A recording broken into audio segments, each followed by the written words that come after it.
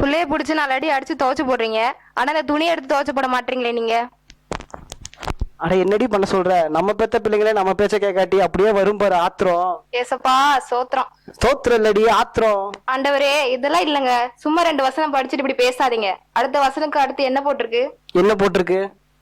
பிள்ளைகளே உங்கள் பெற்றோருக்கு கர்த்தருக்குள் கீழ்ப்படியுங்கள். இதை நியாயம்னு போட்ட அதே அதிகாரத்துலதான் 2 வசனம் எடுத்து பாத்தீங்கன்னா, பிள்ளைகளே நீங்களும் உங்கள் பிள்ளைகளை கோபப்படுத்தாமல் கர்த்தருக்கேற்ற சிச்சையிலும் போதனையிலும் அவர்களை வளர்ப்பீங்களான்னு சொல்லுது. அதைத்தான்ல நானும் சொன்னேன். அட நீங்க நம்ம பிள்ளைய பெரம்பால் அடிங்க சிச்சிங்க. ஆனா எதுக்குன்னா கர்த்தருக்கேற்ற காரியங்களையும் அவனோட ஆவிக்குரிய வாழ்க்கையிலும் சரியா இருக்கணும். தனிநபர் கொழுக்க முடியவனாவும் இருக்கணும். பெரம்பெடுங்க. ஆனா நீங்க சொல்ற எல்லாத்துக்கும் கீழ்ப்படினும் அடிக்காதீங்க. எதுக்கு? அதுக்கு பதிலா உட்கார வச்சு அன்பா அவனுக்கு புரிய விதத்துல சொல்லுங்க. எல்லாம் சரியா நடக்கும். சரி சரி தோச்சாச்சுவா, ஆகிட்டு போய் காய போடுற வேலையை பார்ப்போம். அப்பா அம்மா எங்கம்மா? உங்ககிட்ட தான் கேக்குறேன். அப்பா அம்மா எங்க? அவங்க எங்கேயோ போட்டும். நான் அவங்கள விட்டு போனா எனக்கு நிம்மதி. என்னமாச்சு? ஏன் இப்படி பேசுற? ஆமா, எதுக்கு எடுத்தாலும் அடிக்கிறாங்க. நானே தப்பு பண்றேன்னு சொல்றாங்க. ஆனா ஆனா எல்லா தப்பும் நீங்க தான் பண்றீங்க. நான் எல்லாம் இந்த குடும்பத்துல வந்து பிறக்க நீங்க புண்ணியம் பண்ணிருக்கணும். என் அருமை இப்ப தெரியாது. கல்யாணம் பண்ணிட்டு போகும்போது அப்பதான் என் அருமை தெரியும். இந்த குடும்பத்தையே நான் வெறுக்கிறேன். அட எதுக்கு தேவையில்லாம பேசுற? என்ன நடந்துச்சோ அதை மட்டும் சொல்லு. என்ன சொல்ல சொல்றீங்க? என்ன அடிச்சிட்டாங்க. அட இதுக்கு தான் இவ்வளவு பேசினியா நீ? இங்க பாரு, இந்த குடும்பம் நீ கேட்டோ இல்ல பார்த்தோ வேணும்னு சொன்ன குடும்பம் இல்ல. கர்த்தர் உனக்காக கொடுத்தது. இதுல குறைகளும் இருக்கும் நிறைகளும் இருக்கும். நீ தான் அதெல்லாம் ஏத்துக்கணும். அப்பா அம்மா கிட்ட பொறுமையா இருந்து தயவா இருந்து உனக்கு என்ன வேணுமோ அதை கேளு. நீ அன்பா நடந்தாதானே அவங்க உனக்கு என்ன வேணுமோ சந்தோஷமா செய்வாங்க. ஸோ முதல்ல உன் குடும்பத்தை ஏத்துக்கோ, அன்பா நடந்துக்கோ, அவ்வளோதான். So simple. என்னப்பா பாப்பாவை அடிச்சிங்களா? அவ ரொம்ப ஃபீல் பண்றாப்பா. என்னதான் இருந்தாலும் அவ வேற வீட்டுக்கு போற பொண்ணு. இருக்கிற கொஞ்ச நாளாவது அவ சந்தோஷமா இருந்துட்டு போட்டுமே. புரியுதுடா. பாப்பா சாரிம்மா, அப்பா உன்னை அடிச்சதுக்கு என்ன மன்னிச்சிரு. இல்லப்பா, நான் தான் தப்பு பண்ணிட்டேன். சாரிப்பா. சரிப்பா, டயர்டா இருக்கு, போய் தூங்குறேன். சரி ஓகே, நீ ஹாலில் படுத்துக்கோ, நாங்க போய் பெட்ரூம் தூங்குறோம். Bye, good night. என்ன ஏசப்பா, நானும் எல்லாம் பண்றேன், ஜெபிக்கிறேன், வேதா வாசிக்கிறேன். உண்மை மட்டும் என் சந்தோஷம்னு நினைச்சிட்டு இருக்கேன். ஆனா என் வாழ்க்கையில ஆசீர்வாதத்தை பார்க்க முடியல.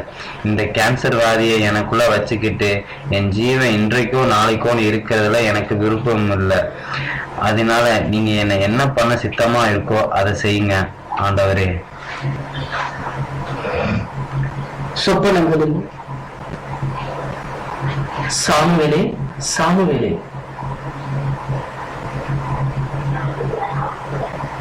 ஆஹா, என்னது இது? பரலோகமோ? நல்ல வேலை, பிரச்சனைய சொல்லி ஒரு ஜபத்தை போட்டோம். அந்த ஜபம் தான் இப்ப பரலோகம் வந்திருக்கோம். மகனே, உன் ஜபம் தேவனண்டை வந்து சேர்ந்தது. உன் குழப்பங்களும் சந்தேகங்களுக்கும் தீர்க்கும் வண்ணமே சொப்பனங்களை பேச வந்திருக்கிறேன். பேசுறத கேக்குறேன். அதுக்கு முன்னாடி ஒண்ணு, உங்களை நான் தூதர்னு கூப்பிடலாமா? உன் விருப்பம். சாமுவேலே, நீ உன் குடும்பத்துல உனக்கு எல்லாம் இருந்தது. ஆனா நீ நல்லா வாழ்ந்துட்டு இருக்கிற. ஆனா கர்த்தர் உனக்கு சில குடும்பங்களையும் அவங்க கிட்ட இருக்க வேண்டிய குணங்களையும் காட்ட விரும்புகிறாரு. ஃபர்ஸ்ட் ஒரு குடும்பத்தை பார்க்கலாமா? வா. டைம் ஆச்சு. இன்னும் உங்க அப்பா எங்கெல்லாம் போனானே தெரியல. ஐயோ, இன்னும் எங்க பொறுக்க போயிருப்பானோ இந்நேரம். நீ வந்து உயிரை வாங்குற, அவன் இன்னும் வராம உயிரை வாங்குறான். ஏதாவது நான் இங்க வந்து இருக்கேன். அம்மா, ஸ்கூல் ப்ராஜெக்ட் செய்யணும், ஒரு 500 ரூபா கொடுமா. வந்துட்ட. 100 கொடு, 200 கொடு, 500 கொடு.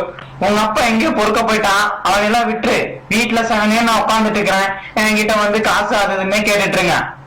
ஏன்டி கத்திக்கிட்டு இருக்க? உன் சத்தம் தான் எங்க திரும்ப வரைக்கும் கேக்குது. ஆமா, உன் மகன் பண்றதுக்கு தூக்கி இடுப்புல வச்சு கொஞ்சிட்டு இருப்பாங்க.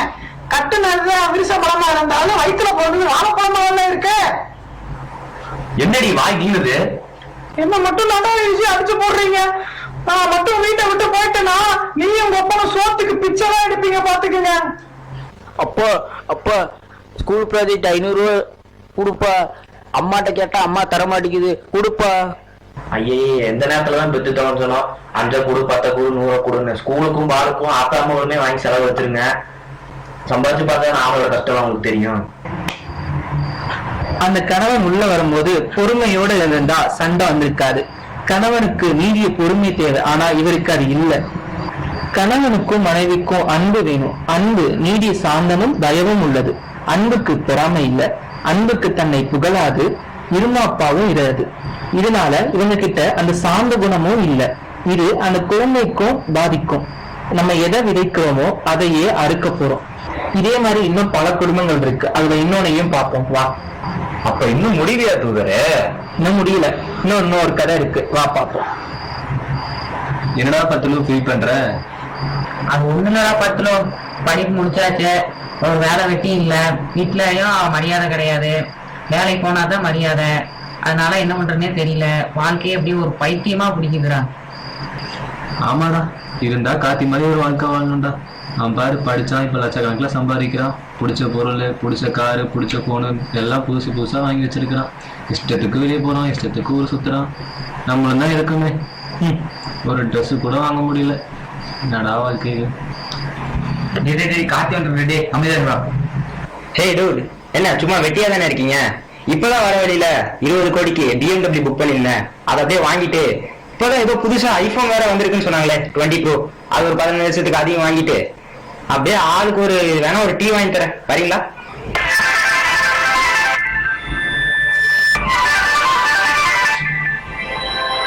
ஹலோ, கார்த்திங்களா? சார் சார் ஆமா சார், நாங்க பேங்க்ல இருந்து கால் பண்றேங்க. சார் சொல்லுங்க சார். இந்த 40 கோடி ரூபா வாங்கி இருந்தீங்க, அது ஞாபகம் இருக்கா இல்லையா? சார் சார் ஆமா சார். அந்த 40 கோடி ரூபா இப்ப வட்டி போட்டு வட்டி குட்டி சட்டி போட்டுன்னு இப்ப 80 கோடி வந்து நிக்குதுங்க. பேங்க் ஆபீஸ்ல இருந்து யாரு கால் பண்ணாலும் நீங்க அட்டன் பண்றது இல்ல, நோ ரெஸ்பான்ஸ். என்ன ஐடியால இருக்கீங்க நீங்க? சார் சார் ஒண்ணும் இல்ல சார். சார் சீக்கிரம் கட்டியா சார், வர மாசம் கட்டிடுறேன் சார். இப்படிதாங்க ஒவ்வொரு மாசமா சொல்லிட்டு இருக்கிறீங்க. ஒவ்வொரு ஆபீசரா உங்க வீட்டுக்கு தாட்டி விட்டுட்டு வீட்டை பூட்டி வச்சுட்டு போயிடுறீங்க, போன் பண்ண எடுக்க மாட்டேறீங்க. Sir sir sorry sir. Sir வர வாரத்துல கட்டிடுறேன் சார். என்னங்க சாரி சித்ரா அடியில பூரின்ட்டு, இதெல்லாம் சரிப்பட்டு வராதுங்க. நான் நாளைக்கு வீட்டுக்கு வந்து நோட்டீஸ் ஓட்டுற மாதிரி இருக்கு. என்ன பண்றீங்க நீங்க? சார் சார் கட்டிடுறேன் சார். சார் எனக்கு தெரியாதுங்க, நாளைக்கு நான் வீட்டுல வந்து நோட்டீஸ் ஒட்டிடுவேன். நீங்க எதா இருந்தாலும் பேங்க்ல வந்து பாத்துக்கோங்க. சரிடா, நான் வீட்டுக்கு போறேன், என்னை வீட்டுல தேடுவாங்க. சரிடா, எனக்கு ஒரு வேலை இருக்கு, நானும் அப்படியே கிளம்புறேன். ஆமாடா, நானும் கிளம்புறேன்.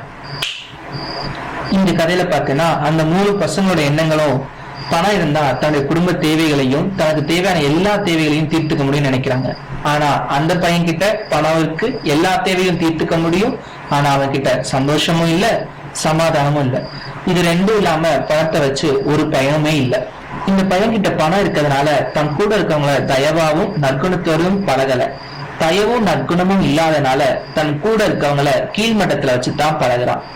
இந்த பையன் கிட்ட இச்சை அடக்கங்கிறதே இல்ல. தான் இச்சிக்கிற எல்லா பொருளையும் அடையணுன்ற விருப்பத்தோட இருக்கிறான். ஒரு மனிதனுக்கு மிக தேவையானதே இச்சை அடக்கம் தான். அந்த இச்சை அடக்கம் இல்லாதவன் எவ்வளவுதான் பணம் வச்சிருந்தாலும் அது செலவழிக்கிற வழியே தெரியாது.